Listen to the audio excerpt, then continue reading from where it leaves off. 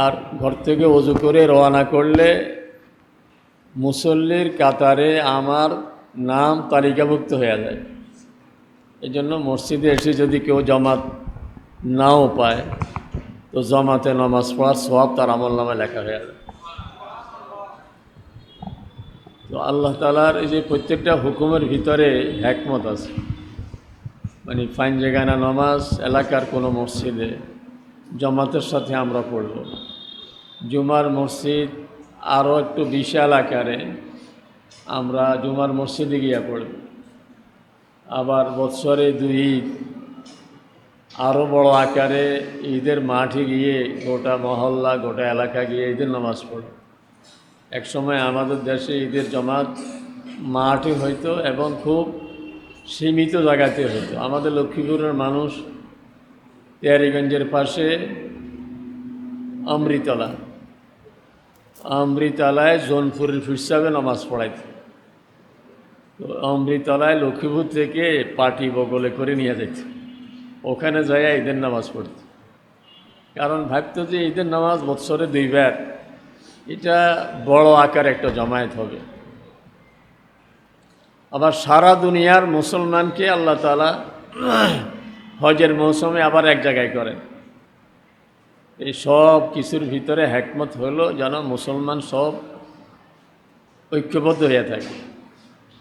মহল্লার মসজিদে মহল্লার লোকগুলো, জুমার মসজিদে এরিয়ার মানুষগুলো, ঈদের মাঠে একত্র হয়ে আরও বড় আকারের মানুষগুলো, হজের মৌসুমে সারা দুনিয়ার মুসলমানগুলো যেন একত্র হয়ে থাকে। আমরা যারা এখন এই মসজিদে আছি, যদি জিজ্ঞেস করি এখানে কে কোন পার্টির, এখানে আওয়ামী লীগের কে আছেন, বিএনপির কে আছেন, জাতীয় পার্টির কে আছেন, জামাত ইসলামের কে আছেন, এখানে সারমনের কে আছে, সারসিনার কে আছে, ঢালকানগর হুজুরের ভক্ত কে আছে, এখানে হানাফি কে আছে, আহলে হাদিস কে আছে, আছে না এরকম? আমরা মসজিদের মধ্যে সব এক হয়ে গেছি। এখানে কি কোনো এমন নেই যে এই সব এই কাতার বা এই সাইড অমুকের, এই সাইড অমুকের, সব এক। আপনি একটা কবরস্থানে গিয়ে যদি সুযোগ হইতো ভিতর থেকে খবর নেওয়ার, আজিমপুরে চলে যান, যে জিজ্ঞেস করেন যে ভাই তুমি কোন পার্টি, কবরের ভিতরে যে আছে। আরেক কবরে ভাই তুমি কোন পার্টি, বলবে ভাই পার্টি টার্টি নেই, সব মুসলমান। এখানে পার্টির কোনো খবর নাই, এখানে হানাফি আহলে হাদিসের খবর নাই, এখানে সরমনের সরসিনার খবর নাই। এখানে হইল 3 প্রশ্ন, তোমার রব কে, তোমার নবী কে, তোমার দিন কি। বাস এই প্রশ্নে সবাই এক। যে পারবে না সে কোনো পার্টি টাটি নেই, সে বাইরে। এই জন্য ইসলামের বা দ্বীনের যেই টার্গেটটা, যে বিষয়টা, সেটা হলো রাসূল সাল্লাল্লাহু আলাইহি ওয়াসাল্লাম বহু কষ্ট করে উম্মতকে এক করে গেছেন। সে আফ্রিকার মানুষ, ইউরোপের মানুষ, এশিয়ার মানুষ, সে ফার্সি ভাষার মানুষ, ইংরেজি ভাষার মানুষ, সে অন্য ভাষার মানুষ, সাদা চামড়ার মানুষ আর কালো চামড়ার মানুষ, সব মানুষগুলোকে রাসূল সাল্লাল্লাহু আলাইহি ওয়াসাল্লাম এক করে গেছেন। এই জন্য ইন্তেকালের আগ মুহূর্তে, ঠিক যেদিন ইন্তেকাল হয়েছে সোমবার 12 রবিউল আউয়াল, ওদিন ফজরের সময় দক্ষিণ পূর্ব কোণে মসজিদে রাসূল সাল্লাল্লাহু আলাইহি ওয়াসাল্লামের ঘর, মদিনা শরীফ থেকে কেবলা দক্ষিণ দিকে, ওই দক্ষিণ পূর্ব কোণে ঘর, একবারে সামনের সারিতে, সামনের সফে যারা আছেন ওনারা সরাসরি রাসূলের যে দরজা বরাবরই। আনাস রাদিয়াল্লাহু তাআলা আনহু যেহেতু বিশেষ খাদেম, উনি একবারেই শেষ মাথায়, শেষ প্রান্তে দেয়ালের সাথে দাঁড়াইছেন। আবু বকর রাদিয়াল্লাহু তাআলা আনহু ইমামতি করতেছেন। রাসূল সাল্লাল্লাহু আলাইহি শোয়া থেকে উঠতে পারতেছেন না, হঠাৎ একটু মানে জ্ঞান ফিরে আসছে বা স্বস্তি বোধ করতেছেন, তো পর্দাটা একটু নাড়া দিছেন। আনাস রাদিয়াল্লাহু তাআলা আনহু বলেন যে এই সামনের কাতারের যারা এদের মধ্যে একটা হজবরল অবস্থা, মানে রাসূল সাল্লাল্লাহু আসতেছে এটা দেখি খুশিতে যে আল্লাহ রাসূল সাল্লাল্লাহু এই কদিন আসতে পারতেছেন না মসজিদে, আজকে মনে হয় আসবেন। ওইদিকে আবু বকর রাদিয়াল্লাহু তাআলা আনহু উনি তো ইমাম, কিন্তু উনিও ফরদাজা নড়ছে, একটু আঁচ করতেছেন, উনিও খ্রিস্টান ভাব যে আমিও ইমামতি ছেড়ে দিবা, যেহেতু রাসূল নিজে আসতেছেন। কিন্তু রাসূল উঠতে পারেন নাই, শুধু নামাজের শাড়িটা দেখেছেন, যেখানে আর বেলালও আছে, হযরত সালমান ফার্সি আছে, সোহাইব রুমি আছে, এখানে হযরত আবু বকর আছেন, হযরত ওমর আছেন, মানে সব রঙের, সব ভাষার, সব রকমের মানুষ, এরা যে এক হয়ে গেছে এটা দেখি রাসূল একটু মুচকি হাসি দিয়েছেন। ওদিনেই 9টা-10টার দিকে রাসূল দুনিয়া থেকে বিদায় হয়ে গেছে। এই জন্য বড় কষ্ট করে উম্মতকে এক করে গেছে। এই যে নামাজের অনেক লক্ষ্য, অনেক উদ্দেশ্য, অনেক টার্গেটে আল্লাহ তাআলা নামাজ ফরজ করেছেন, তার মধ্যে এইটাও একটা। এই নামাজের মাধ্যমে আমরা যেন ঐক্যবদ্ধ হয়ে থাকি। কারণ নামাজে যে দাঁড়াই সবাই কি বলি, মুতাওয়াজ্জিহান ইলা জিহাতিল কাবাতিশ শরীফা, সবই এক কেবলাওয়ালা, সবই এক কেবলা। আমাদের কেবলা এক, আমাদের কোরআন এক, আমাদের আল্লাহ এক, আমাদের রাসূল এক, সব কিছু আমাদের এক। এই জন্য শরীয়তে কিছু আহকাম এমনভাবে দিছে যাতে আমরা মিলেমিশে থাকতে পারি, কিছু আহকাম শিখিয়ে দিছে। আল্লাহ তাআলা কোরআনে পাকে বলেন, ওলা ইয়াগতাব বা'দুকুম বা'দা, দেখো তুমি কারোর দোষ দেখলে পিছনে সমালোচনা করো, সম্ভব হলে তারে গিয়ে বলো যে ভাই আপনি খুব মহব্বত করি, আপনার এই কাজটা আসলে এটা পছন্দের না, এটা ভালো না, এটা আপনার জন্য সাজে না, আপনার এই কথাটা বলা ঠিক হয় না, এই কাজটা করা ঠিক হয় না। কিন্তু আমি পিছিয়ে সমালোচনা করলে একসময় তার কানে যাবে, শত্রুতা বাড়বে। আল্লাহ তাআলা বলেন, ওয়ালা ইয়াগতাব বা'দুকুম বা'দা, তোমরা একজন একজনের গীবত করো না। লা ইয়াসখার কওমুন মিন কওমিন আসা ইয়াকুনু খায়রাম মিনহুম, আল্লাহ তাআলা বলেন একজন পুরুষ অন্য কোনো পুরুষকে নিয়ে কখনো যেন ঠাট্টা বিদ্রুপ উপহাস না করে, তাকে যেন তুচ্ছ-তাচ্ছিল্য না করে। কারণ দেখা যাবে কিয়ামতের ময়দানে আমি যাকে নিয়ে ঠাট্টা করতেছি তার দাম অনেক বেশি, আমার এই কেউ জিজ্ঞাসাও করে না, আমার খবরও নাই, কিন্তু ওই লোকের জান্নাতের ফয়সালা হয়ে গেছে, সে জান্নাত হয়ে গেছে।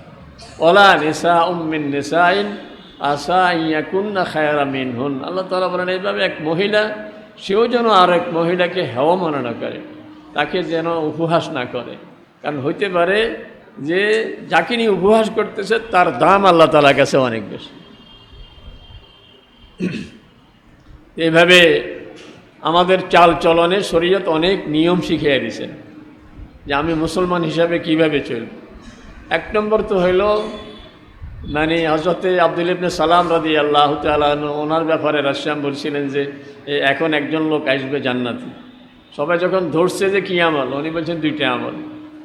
এক হইল সালামতুস সদর, আমার মন বড় ফ্রেশ, কাউকে আমি খারাপ মনে করি না, আমি সবার সম্পর্কে আমার ধারণাটা ভালো, উনি ভালো, যে পর্যন্ত খারাপ কিছু স্পষ্ট না দেখি আমি কাউকে সন্দেহ করব না, কাউকে খারাপ ভাবব না, আমার মন বড় ফ্রেশ। দুই নম্বর হইল আমি অনর্থক কোনো কথা বলি না, ফালতু কোনো কথা বলি না, কোনো কাজ করি না। এই দুই কাম, আর এই দুই কাজের কারণে উনি জান্নাতের সুসংবাদ পেয়ে গেছেন। এই জন্য এক নম্বর তো হইল প্রত্যেক মুসলমানকে আমি দেখছি একজন মুসলমান স্বর্ণের টুকরা হইতে পারে সাইয়ের মধ্যে পড়ে রয়েছে, এই জন্য আমি খারাপ মনে করতেছি, এটা দুই লইলে তো স্বর্ণ, সে তো ইমান আছে তার মধ্যে, স্বর্ণ আছে না ভিতরে, এ তো স্বর্ণের টুকরা, এ তো জান্নাত চলে যাবে। হইতে পারে এখন তার কাছে আমার কাছে খারাপ লাগে, কিন্তু হইতে পারে সে সাফ করি ফ্রেশ হয়ে যাবে, সে খাঁটি স্বর্ণ তার ভেসে উঠবে, সে জান্নাতে চলে যাবে। রাসূল সাল্লাল্লাহু আলাইহি ওয়াসাল্লাম কিছু আদব শিখিয়ে দিয়েছেন যে এক মুসলমান আরেক মুসলমানের কি কি হক আদায় করবে, যাতে এই ভ্রাতৃত্ব সম্পর্ক বন্ধুত্ব এটা যেন ঠিক থাকে। বলেন যে এক মুসলমান আরেক মুসলমানের কাছে 6টা হক পাওয়া। এক হইল দেখা সাক্ষাতে সালাম দিবে, আমাদের সালাম খুব আস্তে আস্তে বিদায় নিয়ে যাচ্ছে, সালাম দেই না আমরা। দেখা হইলে কেউ কেমন আছে, মানে অন্য কথাই শুরু করে দিই। কিন্তু কথা বলার আগে আসসালাম কাবলাল কালাম, কথা বলার আগে সালাম। আমরা স্টেজে দাঁড়াতে কি বলি, মঞ্চে ভবিষ্ঠ সম্মানিত আজকের সভাপতি অমুক অমুক অমুক অমুক বলতে বলতে 10 মিনিট শেষ করি, সবাইকে সালাম আসসালামু আলাইকুম। কথা বলি না, সালাম দিই না, আগে দাঁড়ায় বলবো আসসালামু আলাইকুম, এরপরে মঞ্চ ভবিষ্ঠ অমুক অমুক। কিন্তু আমরা সিস্টেমও পাল্টে ফেলেছি, আগে কথা সব শেষ করি তারপরে আসসালামু আলাইকুম। এই জন্য রাসূল বলেন 1 নম্বর হইল ইজা লাকিয়াহু ফাসাল্লামা, কারোর সঙ্গে দেখা হইলে সালাম দিই। আর আল্লাহ তাআলা শিখিয়ে দিয়েছেন ওয়াইজা হুয়্যিতুম বিতাহিয়্যাতিন ফাহাইয়্যু বিআহসানা মিনহা আও রুদ্দুহা। আল্লাহ তাআলা বলেন যদি তোমাকে কেউ সালাম দেয়, সালামের জবাবটা আরেকটু সুন্দর ভাষায় দিও। আমাকে বলছে আসসালামু আলাইকুম, আমি বলছি ওয়ালাইকুম আসসালাম, তাইলে তো সমান সমান হয়ে গেল। আসসালামু আলাইকুম ওয়ালাইকুম আসসালাম, 2 শব্দ, এখানে আসসালামু আলাইকুম, এখানে আলাইকুম আসসালাম, শব্দ তো 2টা। আল্লাহ তাআলা বলেন না, জবাব দিতে তুমি বাড়াইয়া বলিও। কেউ আমাকে আসসালামু আলাইকুম, আমি বলবো ওয়ালাইকুম আসসালাম ওয়া রাহমাতুল্লাহ। উনি বলছেন আসসালামু আলাইকুম ওয়া রাহমাতুল্লাহ, আমি বলবো ওয়ালাইকুম আসসালাম ওয়া রাহমাতুল্লাহি ওয়া বারাকাতুহু। উনি বলছেন সালাম দিতে আসসালামু আলাইকুম ওয়া রাহমাতুল্লাহি ওয়া বারাকাতুহু, আমি আর বাড়াবো না, আমি এর দূরে, কারণ এরপরে আর শব্দ নাই। ওয়ালাইকুম আসসালাম ওয়া রাহমাতুল্লাহি ওয়া বারাকাতুহু। অনেকে মাগফিরাতুহু ওয়া রিদওয়ানুহু ওয়া জান্নাতু, এগুলি কোনো হাদিসে নেই, এগুলি আমরা আমাদের থেকে বাড়াইব না। আল্লাহ রাসূল যেমনি শিখিয়ে দিয়েছে ওদ্দুর। ওয়ালাইকুম আসসালাম ওয়া রাহমাতুল্লাহ। আর উনি আসসালামু আলাইকুম ওয়া রাহমাতুল্লাহ বললে আমি ওয়ালাইকুম আসসালাম ওয়া রাহমাতুল্লাহি ওয়া বারাকাতুহু। আল্লাহ তাআলা বলেন যদি এদ্দুর না পারো তাইলে বরাবর করো, উনি যা বলছে তা, আসসালামু আলাইকুম ওয়ালাইকুম। কিন্তু উনি বলছে আসসালামু আলাইকুম, আমার বহুত কষ্ট হয় জবাবটা দিতে, মুখও নড়ে না, মাথাটা নাড়ে বা ওয়ালাইকুম বলি যেন তাও কষ্ট হয়। আবার তাকায় হেঁকে এ লোক আমার সালাম দিল কি কারণ। না, আমি 1 নম্বর রাসূল হক বলেন যে দেখা হইলে এক মুসলমান আরেক মুসলমানকে সালাম দিবে। রাসূল বলেন 4 কাম করো, 4 কাজ করো তো জান্নাতে বিনা ঝামেলায় চলে যেতে পারবে। 4 কাজ, এক হলো বেশি বেশি সালাম দেওয়া, গরিবদেরকে দুঃখীদেরকে খাবার দেওয়া, আত্মীয় স্বজনের সাথে সম্পর্ক ভালো রাখা, রাত্রে তাহাজ্জুদ পড়া। বেশি বেশি সালাম দেওয়া, গরিব দুঃখীদেরকে খাবার দেওয়া, আত্মীয় স্বজনের সাথে সম্পর্ক রাখা, তাহাজ্জুদ পড়া। রাসূল বলেন এই 4 কাজ তোমাকে জান্নাতে পৌঁছিয়ে দিবে একবারে সহজে, ঝামেলা ছাড়া। এই জন্য রাসূল বলেন 6 কাজের মধ্যে 1 কাজ হইল সালাম দেওয়া। আমরা নিজের ঘরে ঢুকতে বা কারো ঘরে ঢুকতে সালাম দেই না, এমনি ঢুকে যাই, দেখলে তো কথা বলে ঢুকে যাই, প্রিয় ভালো আছো নি, এটা বলে ঢুকে যাই। কিন্তু আল্লাহ তাআলা বলেন ওয়াইজা দাখালতুম বুয়ুতান ফাসাল্লিমু আলা আহলিহা, যখন কোনো ঘরে ঢুকবে, যে কোনো ঘর, নিজের ঘর অন্যের ঘর, যে কোনো ঘরে ঢুকতেই সালাম দিয়ে ঢুকবো। আমি তো মানে এই কথা অনেকবারে বলছি যে 2 কাজ করেন জিন ভূত থেকে বেঁচে যাবেন, শুধু 2 কাজ করেন। বাচ্চাদেরকে, নিজের ঘরের সবাইকে 2 কাজ অভ্যস্ত করে ফেলেন। আপনার আমার ঘরে যারা আছে সবাই ঘরে ঢুকতে সালাম দিয়ে ঢুকবে। আপনার আমার বিবি, আপনার আমার ছেলে মেয়ে, আপনার আমার আত্মীয় স্বজন, কাজের বুয়া, মানে যারাই আমার ঘরে ঢুকবে সালাম দিয়ে ঢুকবে। সালাম দিয়ে ঢুকলে আমার ঘরে শয়তান ঢুকতে পারবে না। হাদিসে আসছে যে আমার পিছে পিছে শয়তান ঢুকতে চেয়েছিল, আমি যখন সালাম দিয়ে ঢুকি শয়তান দাঁড়িয়ে বলে আলা আলা মাবিত আলাইকুম, এই ঘরে জায়গা নাই, এই ঘরও আলা সালাম দিয়ে লক করে ফেলছি, এই ঘরে ঢুকার দরজা বন্ধ করে ফেলছি। কাজে এই একটা অভ্যাস আমাদের সবাই ঘরে হওয়া দরকার। 2 নম্বর হইল টয়লেটে ঢুকতে দোয়া, একবারে ছোট বড় সবাইকে অভ্যস্ত করে ফেলবো যে বাম পা দিয়ে ঢুকবে, ঢুকার আগে আল্লাহুম্মা ইন্নী আউযু বিকা মিনাল খুবুসি ওয়াল খাবায়েস। কারণ শয়তান লুকিয়ে থাকে আমার টয়লেটে, আমার ওয়াশরুমে, এখানে আমি কাপড় খুলবো, আমাকে বিবস্ত্র অবস্থায় উলঙ্গ অবস্থায় সে দেখতে তার খুব মজা লাগে, এই জন্য দেখার জন্য বসে আছে। আমি দোয়াটা পড়েই একটা স্প্রে লাগাই দিলাম আর কি, একটা স্প্রে দিয়ে তাকে বের করে দিলাম। এই দুটো অভ্যাস যদি করতে পারি, দেখবেন যে আপনার ছেলে আপনার মেয়ে, এই যে একটু মেয়ে বড় হয়ে গেছে, কি কেমন এখন খোনারের কাছে দৌড়েন, আর খোনারের কাছে গেলে ভূত না থাকলেও ভূত লয়া দেয়। এটা কি আরও এমন এমন কথা বলে, আপনার মনের মধ্যে সন্দেহ ঢুকিয়ে দিছে, মানে এর তো রেট বাড়ার লাগবে। এই জন্য কি গণিটনি বলে দিছে যে মারাত্মক জিন সাওয়ার হয়েছে, এটা তো খোনার জিন, এটা দৌড়াইতে অনেক তদবির আছে, অনেক কষ্ট হবে, এটা আপনি ফাটতেন না, খরচ অনেক বেশি। কতই কয় যে ধরেন না মোটামুটি 20-30 হাজার টাকা লাগবে আপনার। তো শুরুতে এত লাগতো না, আমি আস্তে আস্তে তদবির করি দেখি। কদিন তদবির করি, বলে যে আরে আল্লাহ, এটার ভিতরে তো 600 বুট ঢুকছে, 600 বুট ঢুকছে। আমার এক আত্মীয়, তার বাচ্চা হয় না, তার বিবির। তো তদবির সব করে কে তারে তাল দিছে, এক খোনারের কাছে গেছে। খোনারে কয় যে 600 ভূত আছে তার পেটের ভিতরে, এই জন্য তার বাচ্চা হয়। আমি খোঁজখবর নিয়ে যে কী অবস্থা, কোথায় আছে কি, কয় যে অমুকখানে, সেই জায়গা এক আত্মীয়র বাসায় উঠছে বিবি সহ, খোনারের কাছে প্রতি সপ্তাহে যায়। এখন ভূত 5টা বাইর করছে, আরও 395টা আছে।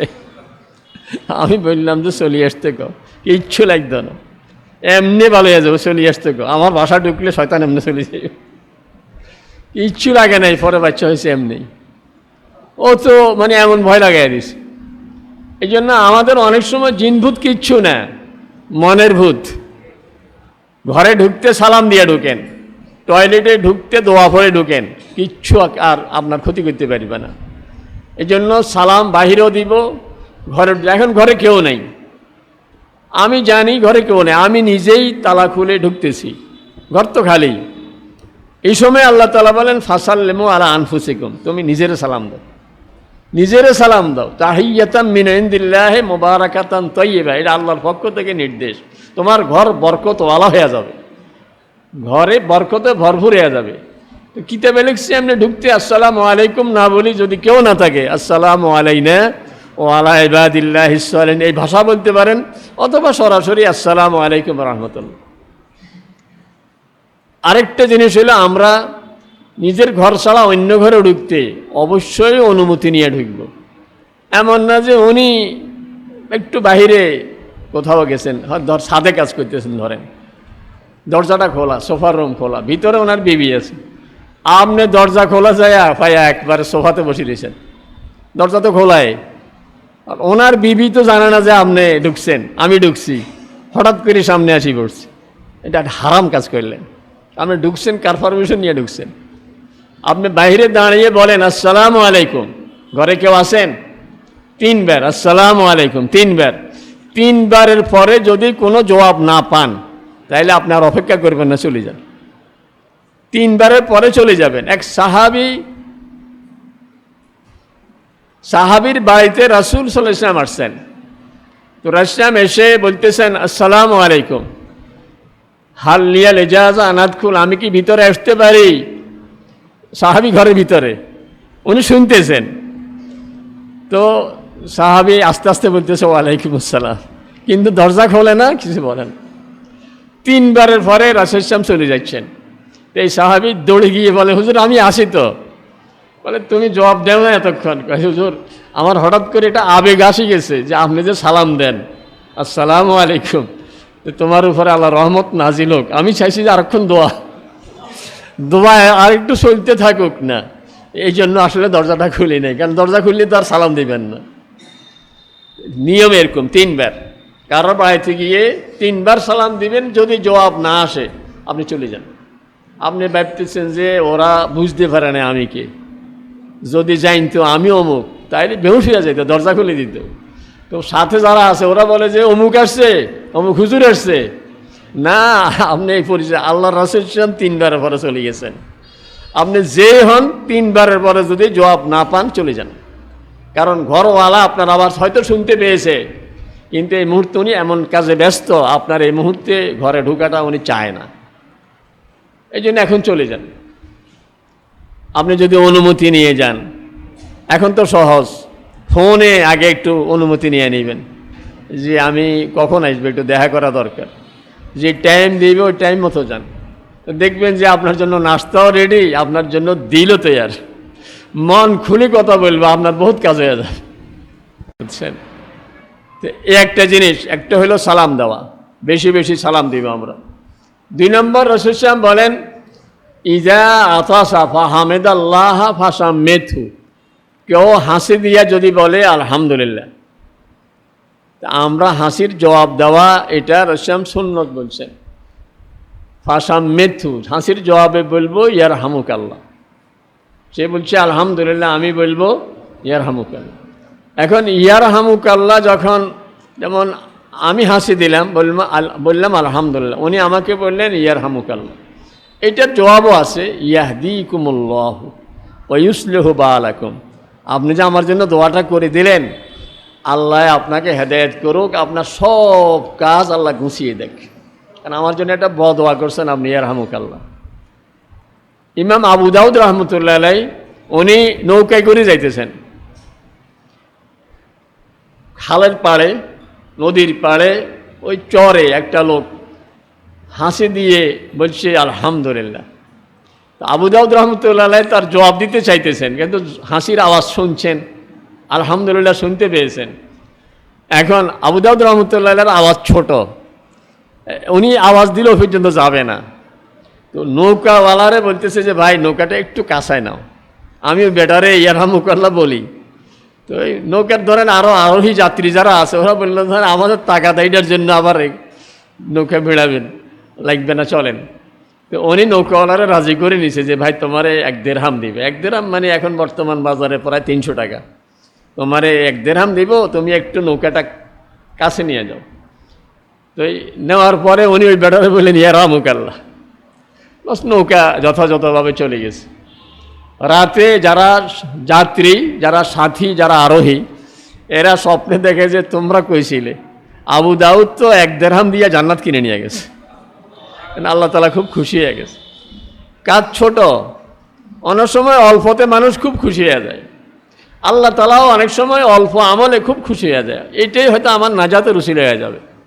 এই জন্য কেউ হাসি দিয়ে আলহামদুলিল্লাহ বললে তার জবাব দিব ইয়ারহামুকাল্লাহ। 3 নম্বর হইল, কেউ যদি অসুস্থ হয় তাহলে তার একটু খোঁজ খবর নেব। একটা লোক অসুস্থ আজকে কতদিন, হয়তো তার ওষুধ আনার মতো লোকও নাই, তার হাসপাতাল নেওয়ার মতো লোকও নাই, আমি একটু খবর নিব। রাসূল সাল্লাল্লাহু বলেন, কেউ যদি একজন রুগী দেখতে যায়, আমাদের ডাক্তার সাহেবদের কত বড় মানে নেকের সুযোগ যে রুগী দেখতে যাবেন উনি, তো বলেন যে 70,000 ফেরেশতা সারাদিন ওনার জন্য দোয়া করতে থাকবে। শুধু নিয়ত করবে রুগী দেখার, পয়সা তো এমনি পাইবে। মুসা আলাইহিস সালামের মায়, মুসা আলাইহিস সালামকে তো নিজের ফলা দুধ খাওয়াইছে, পয়সা পাইছে না? ফেরাউনের থেকে পয়সা পাইছে না, পয়সা তো পাইবে, নিজের ফলা নিজের দুধ খাওয়াইছে। নিয়ত করে নেবে যে রুগী দেখবো আমি, দরদ নিয়ে, আন্তরিকতা নিয়ে একটু রুগী দেখি কি অবস্থা, পয়সা পাবেন, চাকরি বেতন পাবেন, কিন্তু 70,000 ফেরেশতা ওনার জন্য সারাদিন দোয়া করতে থাকবে। আমি কিছুই নিতে পারি নাই, মানে যাওয়ার সময় রুগী দেখতে যাবো হাসপাতালে, মাঝে মধ্যে হাসপাতাল গিয়ে দেখেন, মানে একটু রুগীর খোঁজখবর নিলে কী যে খুশি হয়। অসহায় মানুষ ফ্লোরে পড়ে রয়েছে, একটু যে খবর নিয়ে আসলেন, একটু দোয়া করে দিয়ে আসলেন। রাসূল রুগী দেখতে গিয়ে কী দোয়া পড়তেন? প্রথম বলতেন লা বাসা তুহুর। এই যে একজন ডাক্তার সাহেব রুগী দেখি যদি বলে যে এটা ভালো হয়ে যাবেন ইনশাআল্লাহ, রুগী 12 আনা এমনি ভালো হয়ে গেছে, এরপরে যদি প্রেসক্রিপশন লেখে বা ওষুধ টষুধ দিয়ে দেয়, কিন্তু প্রথম যে বলছে ভালো হয়ে যাবেন ইনশাআল্লাহ, বাস এটাই বড় চিকিৎসা। এই জন্য রুগী দেখতে গেলে প্রথম হইল লা বাসা তুহুর, কোনো সমস্যা নেই, ভালো হয়ে যাবেন, ভালো হয়ে যাবেন। আর গিয়ে যদি বলি ওরে আল্লাহ, এটা তো আমার বাইর হয়েছিল এই রোগ, এ তো মারাই গেছে, এই রোগে মানুষ বাঁচে না। রুগীর ফাঁসে যায় আপনি এমন কথা বললেন, রুগী মরার আগে মরে গেছে, রুগী শেষ হয়ে গেছে। না, রুগী দেখতে যাব তার জন্য দোয়া করে দিয়ে আসবো। প্রথম যেটা কথা, আরবি না পারলে বাংলাতে বলেন। আরবি হইল লাবাস, লাবাস মানে নো প্রবলেম, কোনো সমস্যা নাই, তুহুর, ইনশাআল্লাহ, ইনশাআল্লাহ ভালো হয়ে যাবেন। এরপরে দোয়া আছে আজহিবিল বাস রব্বান নাস ইশফি আনতা শাফি লা শিফা ইল্লা শিফাউক শিফা আল্লাহ ইউগাদিরু সুকমা। আয় আল্লাহ, শেফা দেওয়ার মালিক আপনি, ওষুধ খাচ্ছি, ডাক্তার দেখাচ্ছি, এটা উসিলা হিসাবে, কিন্তু আপনি যাকে সুস্থ করে দেন সে সুস্থ হয়। আল্লাহ এই রোগীটাকে এমন সুস্থ করে দেন যাতে আর কোনো রোগে তার না থাকে, দোয়া পড়ে দেন। তাহলে 1 নম্বর হইল সালাম দিবে। 2 নম্বর হইল কেউ হাসি দিয়ে আলহামদুলিল্লাহ বললে হাসির জবাবে ইয়ারহামুকাল্লাহ বললে। 3 নম্বর হইল কেউ অসুস্থ হইলে তাকে দেখতে যাবে। 3 নম্বর গেল। 4 নম্বর হইল রাসূল বলেন একজন মুসলমান আরেক মুসলমানের যে হক, সেটা হইল দাওয়াত দিলে সে দাওয়াতে আমাকে যেতে হবে। এই দাওয়াত মানে বউ ভাত, জামাই ভাত ন, মানে বউ ছেলের বাড়িতে আনলে যে ভাতটা, এটাই তো বউ ভাত। এটার আরবিতে বলে ওলিমা। ছেলের বাড়িতে যে খাবার এটাই হলো সুন্নত, আর মেয়ের বাড়িতে যে খাবার ওটা হলো জুলুম। তো সুন্নত খাবার হইলো ছেলের বাড়িতে খাবার, ছেলে বউ নিয়ে আসছে, এখন খাবার আয়োজন করছে, এটা ওলিমা। রাসূল বলেন এই ওলিমা, এই বউ ভাতে যদি তোমাকে কেউ দাওয়াত দেয় তুমি অবশ্যই সেই দাওয়াতে যাবে।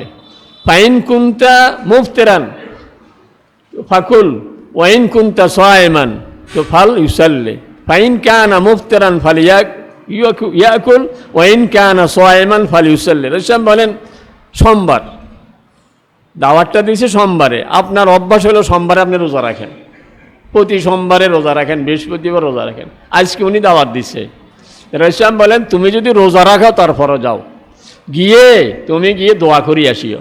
বলবে যে মাশাআল্লাহ, একবারে ব্যয় আল্লাহ কেমনে কেমনে মিলে দিছে, একবারে এই মেয়েটার জন্য এরকম একটা ছেলে আমরা আগ থেকে দোয়া করতেছিলাম, আল্লাহ ভালো ছেলেও মিলেছে। একটু ঘুরি ফিরি দোয়া করে আসলেন, একটু সবাই দেখা করে আসলেন। আল্লাহ রাসূল বলেন তুমি রোজা রাখলেও যাও, আর যদি তুমি রোজা না রাখো তাহলে তো যাও ওদের সাথে খাও, কিন্তু অবশ্যই তোমাকে সেই ওলিমার দাওয়াতে যেতে হবে। কারণ যদি না যাও তাহলে পাশের ঘরের বিয়ে, তো নতুন মেহমানরা বললে যে ওই ঘরওয়ালা কই, বলে যে উনি বাজারে গেছে, ওনার একটু কাজ আছে, তাইলে বলবে যে এরা অসামাজিক, এই ঘরে আর ওই ঘরে মিল নেই। আজকে এই ঘরের বিয়ে, ওই ঘরওয়ালা আসে নাই, হয়তো দাওয়াত দেয় নাই অথবা দাওয়াত দিয়েছে সে আসে নাই। তাইলে প্রথম থেকে ওদের মনের মধ্যে আসবে যে কার সাথে আত্মীয়তা করলাম, লোকগুলি তো বেশি সুবিধার নয়। এই জন্য আল্লাহ রাসূল বলেন 4 নম্বর হক হইল দাওয়াত দিলে আমি সেই দাওয়াতে যাব। 5 নম্বর হইল ওই যা ইস্তানসাহাকা ফানসাহু, এক মুসলমানে আমার কাছে হক পাওয়ানো হইলো আমার কাছে একটা পরামর্শ চেয়েছে। আপনি ঢাকা গিয়ে এখন অবস্থাটা কি জিজ্ঞাসা করেন, ভাই ফার্ম গেট কোন দিকে, সর্বনাশ হয়ে যাবে আপনার।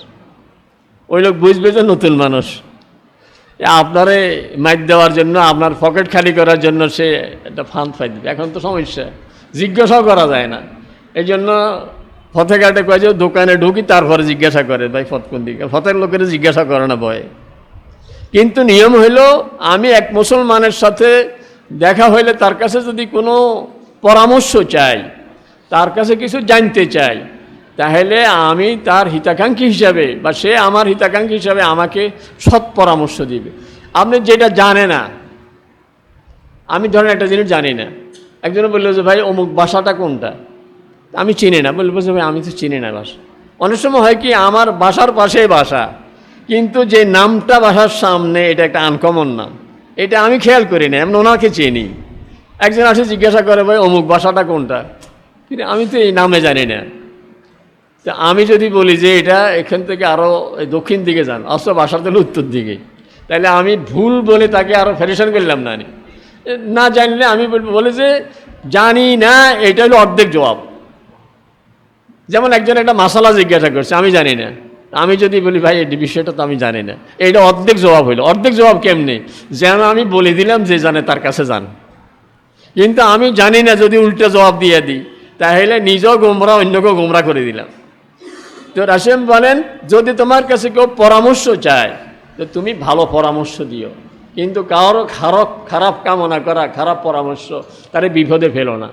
সর্বশেষ 6 নম্বর রাসূল বলেন যদি কেউ মারা যায় তাহলে তার জানাজায় তুমি অবশ্যই শরীক হইবা, যদি কোনো ওজর না থাকে, সমস্যা না থাকে। কারণ জানাজায় গেলে 1 কিরাতের সওয়াব। সাহাবায়ে কেরাম বলেন 1 কিরাত কি? বলে উহুদ পাহাড় মাপলে ওজন যে দূর হবে এটার নাম 1 কিরাত। উহুদ পারবেন মাপবেন কি দি? পৃথিবীর সবচেয়ে মানে লম্বা এবং চৌড়া পাহাড়, উহুদ পাহাড়।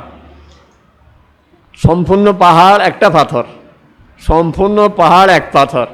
উপরে যদি 2.5 মাইল পাশ, 3 মাইলের চেয়ে একটু বেশি হলো লম্বা, তো নিচে উপরে যদি 2.5 মাইল হয়, নিচে ফাউন্ডেশন তো 5 মাইল 7 মাইল হবে, কারণ 10 ইঞ্চি গাঁত নেই, নিচে তো 10 ইঞ্চি না, নিচে তো 40 ইঞ্চি 45 ইঞ্চি দিয়ে শুরু।